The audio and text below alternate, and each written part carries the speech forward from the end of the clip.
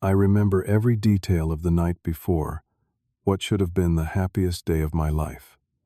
The rehearsal dinner had gone perfectly. Everyone told me how lucky I was to be marrying Jessica tomorrow. My best man Alex had given a touching speech about our friendship. I was in my hotel room reviewing my vows one last time when my phone lit up at 1 in the morning. The text from Alex read, "Need to see you. Bar. Now." Important. Something in my gut twisted with dread, but I headed down anyway. When I arrived, Alex said 5 words that changed everything. I slept with Jessica tonight. Then he showed me their messages with a smirk and added, "She was never yours to begin with." Before I continue this story, drop a comment, letting me know where you are watching from. Hit that like button if you believe true strength shows in how we respond to betrayal, not in how loudly we react. And subscribe for more stories about finding dignity when life tries to take it from you. I need to give you some background before I get to what happened next. My name is Sebastian, and I am a 32-year-old architect from Chicago. I have always been the steady, reliable type. My friends joke that I am the human equivalent of a Swiss watch, precise, dependable, and built to last. This temperament served me well in my career, helping me rise quickly at one of the city's most prestigious architectural firms. Alex and I met during our freshman year at Northwestern University. We were randomly assigned as roommates, and despite our different personalities, we clicked immediately. Where I was cautious and methodical, Alex was spontaneous and bold. He was the life of every party, charming everyone he met, especially women. I admired his easy confidence, how he moved through the world without the hesitation that often held me back. We joined the intramural basketball team together, studied for exams side by side, and helped each other through breakups and family problems. After graduation, when most college friendships fade into occasional social media updates, ours grew stronger. We both stayed in Chicago, meeting weekly for drinks or basketball.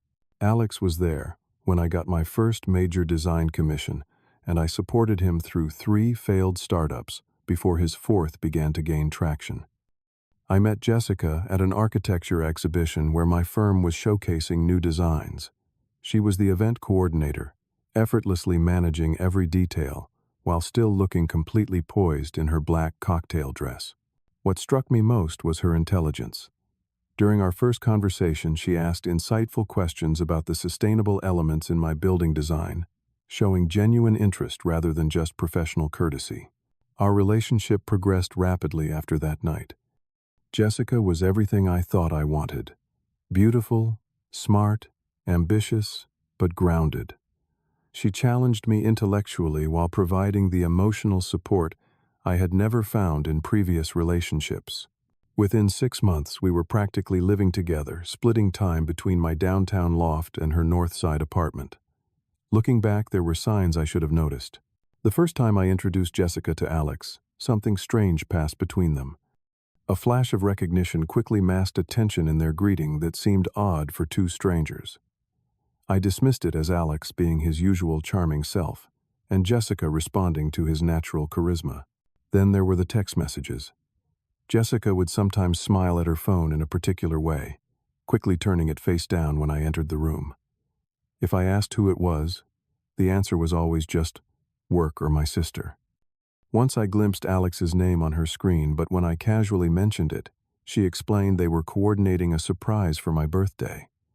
It seemed reasonable, so I never pressed further. There was also the unexplained familiarity that developed between them far too quickly.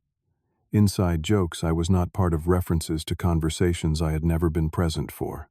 When I questioned this, once Jessica said they had run into each other at a coffee shop and hit it off as friends. It made sense that my girlfriend and best friend would get along well, so again, I accepted the explanation without suspicion. After 18 months together, I proposed to Jessica during a weekend trip to Lake Michigan. I had planned everything meticulously. The private dinner on the beach, the photographer hidden nearby to capture the moment, the exact words I wanted to say. When I pulled out the ring, a 2-carat diamond that had taken months to save, for Jessica said yes, immediately, tears streaming down her face. It was until that night before our wedding, one of the happiest moments of my life. Choosing Alex as my best man was automatic, requiring no thought at all. He had been my closest friend for over a decade, the brother I never had. When I asked him, he hugged me tightly and said he was honored. If his smile seemed tight or his enthusiasm slightly forced, I attributed it to the general awkwardness men sometimes feel during emotional moments. The months of wedding planning passed in a blur of venue visits, cake tastings, and negotiations between our families about the guest list. Jessica took charge of most details, creating spreadsheets and mood boards with her characteristic efficiency. If she and Alex occasionally had private conversations during engagement parties or family gatherings, I thought nothing of it. I trusted them both completely. That was my first mistake. The bachelor party the night before the wedding was relatively tame by most standards. Alex had arranged a private room at an upscale steakhouse, followed by cigars and whiskey at a nearby lounge. My father, future father-in-law, and a dozen close friends toasted my happiness and shared stories, some embarrassing, others heartfelt. By 11 in the evening, I was ready to call it a night, wanting to be well rested for the wedding day. "Are you sure you want to turn in already?"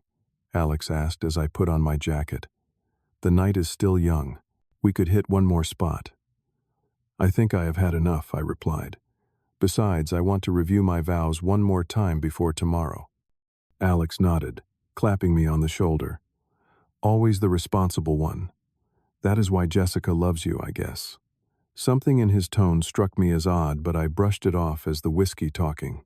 We shared a brief hug, and I headed back to the hotel alone, leaving the others to continue if they wished. In my room, I felt a profound sense of contentment. After years of watching friends find their perfect partners, my time had finally come. Jessica was everything I had ever wanted, and tomorrow we would begin our life together. I reviewed my vows, practiced my smile in the mirror, and was about to turn in when my phone chimed with a text message. "Need to see you. Bar. Now." Important. The message from Alex sent a wave of concern through me. Had something happened after I left? Was someone hurt? My father had been drinking heavily. Had he fallen ill? I threw on a jacket and headed down to the hotel bar, my mind racing with possibilities. The bar was nearly empty when I arrived, just a few late-night stragglers nursing drinks in corners. Alex sat alone at the bar counter, a half-empty glass of bourbon in front of him. His usually perfect hair was disheveled, his tie loosened, and when he turned to look at me, his expression was a strange mix of guilt and defiance. "What is wrong?" I asked, taking the stool beside him. "Is everyone okay?" "I slept with Jessica tonight," he said without preamble, his voice flat. "And before tonight too, many times." The words did not register at first. They hung in the air between us, nonsensical sounds that my brain refused to arrange into meaning. I stared at him, waiting for the punchline to a terrible joke. "Are you drunk?" I finally managed. "Not drunk enough," he replied, taking another swig of bourbon. "Ask Jessica if you do not believe me. She is upstairs in my room right now." As if summoned by her name, Jessica appeared at the entrance to the bar. Her eyes were red and puffy from crying, her makeup smeared. She wore the same dress she had worn to the rehearsal dinner, now wrinkled. Our eyes met across the room, and the anguish on her face told me everything I needed to know. This was not a cruel joke. She approached slowly, as if walking to her execution. "Sebastian, I am so sorry," she whispered, her voice breaking. "How long?" I asked, surprised by the steadiness of my own voice. Alex pulled out his phone, swiping through to his text messages. "You want to see proof? Here it is. Going back 8 months. But we were together before that too, before you even met her." He turned the screen toward me. I saw message after message between them. Intimate conversations, explicit photos, plans to meet when I was working late or out of town. The dates went back exactly as he said. But it was one message from Jessica that struck me like a physical blow. "I love him, but I am in love with you. Always have been. She was never yours to begin with." Alex said, a smirk playing at the corner of his mouth. "I just let you borrow her for a while." The realization hit me like a wave. "You introduced us, At the exhibition. You were not there by coincidence. Jessica began to sob openly now, attracting glances from the few remaining patrons. It was not supposed to happen like this. We were going to tell you after the honeymoon. After the honeymoon, I repeated the full implications sinking in. So you were going to marry me, knowing all along you were in love with him. She looked down at her hands, twisting her engagement ring. You are stable, Sebastian. You have a real career. Alex's businesses keep failing. I thought maybe I could love you the way I love him eventually. I should have been angry. I should have shouted or thrown something, or at least demanded they repay the $60,000 my parents and I had spent on this wedding. But instead I felt oddly calm, detached, almost as if watching a film about someone else's life. Why tell me now? I asked. Why not go through with it, if you were willing to live this lie for so long? Alex and Jessica exchanged glances. It was Alex who answered. Guilt, I suppose. Or maybe I just could not stand watching you marry her, knowing she comes to my bed whenever you are not looking. I stood up slowly, straightening my jacket.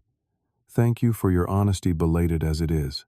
They both looked confused by my reaction, or rather my lack of one. That is it? Alex asked. No shouting, no punching me. Come on, man. Show some backbone. I looked at him, really looked at the person I had considered my closest friend for over a decade. What would that accomplish?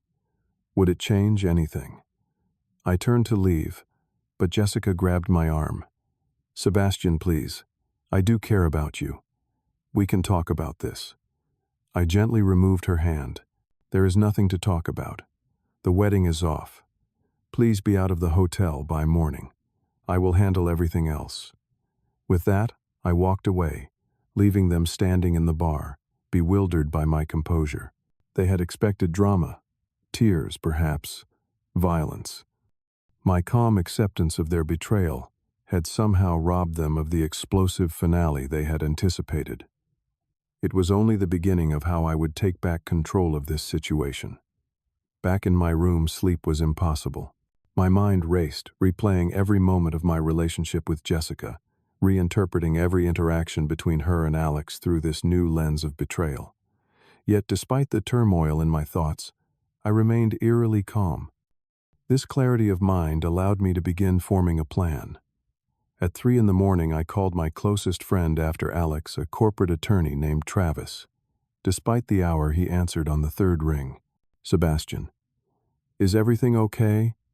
No, I replied simply. The wedding is off.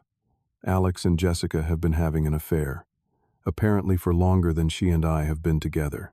The silence on the other end lasted several seconds. Jesus, man.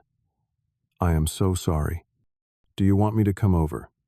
No, but I need your help with something else. Can you access all communications between them? I need evidence. Travis did not question why. As a lawyer, he understood the value of documentation. I will see what I can do.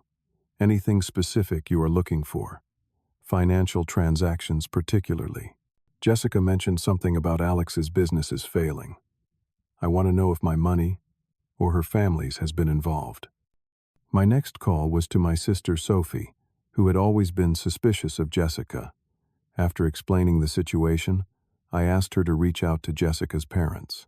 Tell them there is an urgent matter we need to discuss before the ceremony. Ask them to come to the hotel at 9 a.m. Do not tell them why. What are you planning, Sebastian? Sophie asked, concern evident in her voice. Justice, I replied. Not revenge. There is a difference.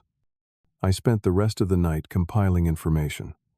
Travis sent over screenshots of conversations between Alex and Jessica that he had obtained through his contacts. Among them was evidence that Jessica had convinced her father, a wealthy investor, to put substantial money into Alex's latest startup. This explained why they had waited until now to reveal their affair. They needed the investment to clear first. At 8:30 a.m, I dressed in my wedding suit. Not the tuxedo for the ceremony, but the tailored gray suit I had planned to wear for our departure tomorrow. It felt appropriate somehow. At precisely 9, I met with Jessica's parents in a private conference room I had arranged with the hotel. Her father, David, was a stern businessman who had always treated me with cool respect. Her mother, Eleanor, was warmer but equally formidable in her own way. "Where is Jessica?" Eleanor asked immediately. "What is this urgent matter?" "Please sit down," I said, gesturing to the chairs. "I am afraid I have difficult news. The wedding cannot proceed today." David's face reddened. "What is the meaning of this? Do you have any idea how much money we have invested in this day?" "About $80,000 from your side, if my calculations are correct," I replied calmly. "That does not include the $250,000 you invested in Horizon Tech 3 weeks ago." His expression shifted from anger to confusion. "How do you know about that investment?" "That was a private business matter. Horizon Tech is Alex's company," I explained, sliding a folder across the table. "And Alex has been sleeping with Jessica for at least the past 8 months, possibly longer. In fact, they were together last night." Eleanor gasped, her hand flying to her mouth. David's confusion turned back to anger, but now redirected. "These are serious accusations. Do you have proof?" I opened the folder, revealing printed copies of text messages, emails, and bank transfers. "I have everything you need right here, including evidence that Alex has misrepresented his company's financial position to secure your investment. He has done this before 3 years ago with another investor. They chose not to press charges, but the documentation exists." David seized the papers, scanning them with growing fury. Eleanor began to cry quietly. "That little snake," David muttered. "And Jessica, she was part of this." "I believe she was conflicted," I said, surprising myself with my generosity. "But yes, she was fully aware and participated in the deception." David pulled out his phone and stepped away to make a call. I could hear fragments of his conversation, terms like freeze the funds and potential fraud. Eleanor remained seated, tears streaming down her face. "We raised her better than this," she said softly. "I am so sorry, Sebastian." I nodded my acknowledgement of her apology. "There is one more thing. I will be addressing the guests shortly to announce the cancellation. I will not mention the real reason. I will simply say that Jessica and I realized we were not compatible. I would appreciate if you would support this story." David returned his business concluded. "I have stopped the transfer to Horizon Tech. My lawyers will be contacting Alex directly." He looked at me with newfound respect. "Why are you protecting her reputation after what she did?"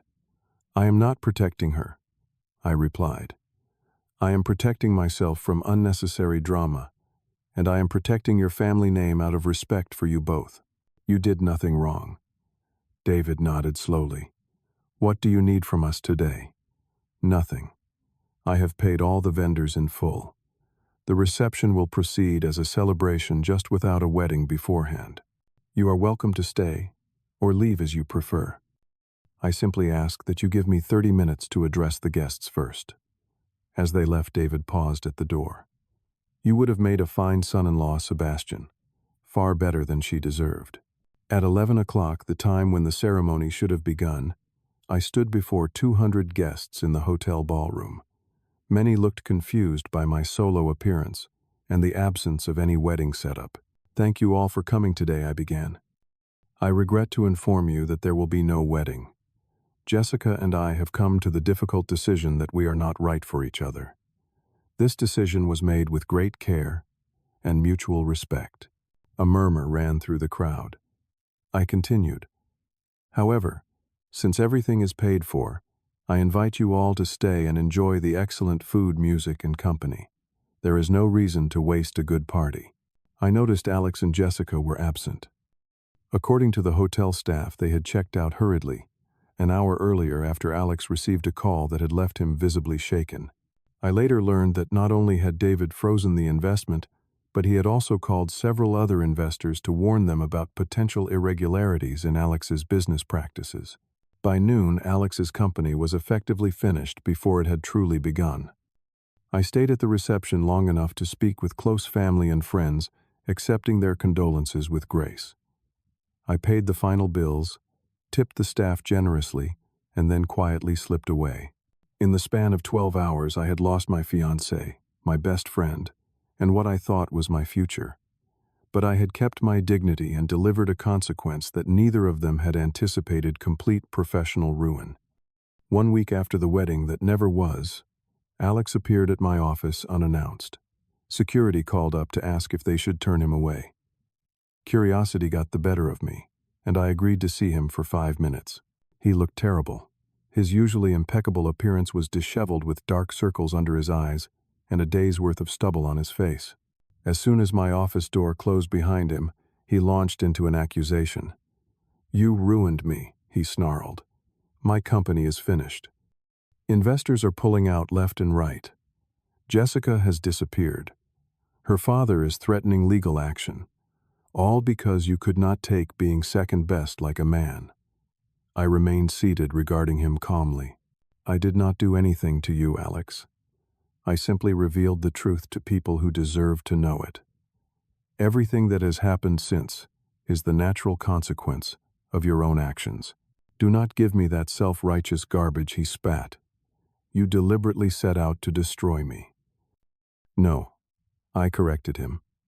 "I set out to cancel a wedding that was based on lies. If your business was solid and honest, it would have survived the revelation of your personal misconduct. The fact that it did not suggest the problem goes deeper than your affair with Jessica." His face contorted with rage, and for a moment I thought he might lunge at me across the desk. Instead, he slammed his fist against the wall. "This is not over," he threatened. "You think you are so clever with your calm act and your behind-the-scenes manipulation, but I will get back everything you took from me."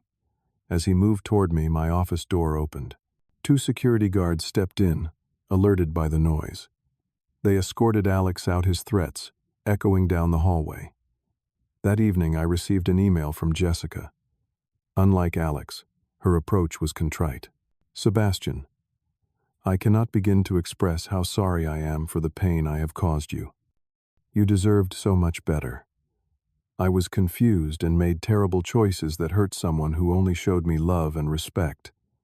I understand if you never forgive me, but please know that I recognize the magnitude of my mistake. Alex and I are no longer together. He blames me for everything that has happened. Maybe he is right." I read the email twice but did not reply. Instead, I blocked her address and phone number, severing what remained of our connection. It was not out of spite or lingering anger, but a recognition that some bridges cannot and should not be rebuilt. Over the following weeks, I heard through mutual friends that Alex's professional reputation was in tatters. No one would invest in his ventures, and former business associates avoided him. Jessica had apparently moved back to her hometown in Michigan after her father forced her to resign from her event planning position. The scandal, though never publicly detailed as I had promised, had spread through whispers in both their professional circles. I never spoke ill of either of them to anyone. When friends asked what had happened, I simply said that we had discovered we wanted different things in life. My restraint was not for their benefit, but for my own peace of mind. Carrying hatred would only weigh me down on my path forward.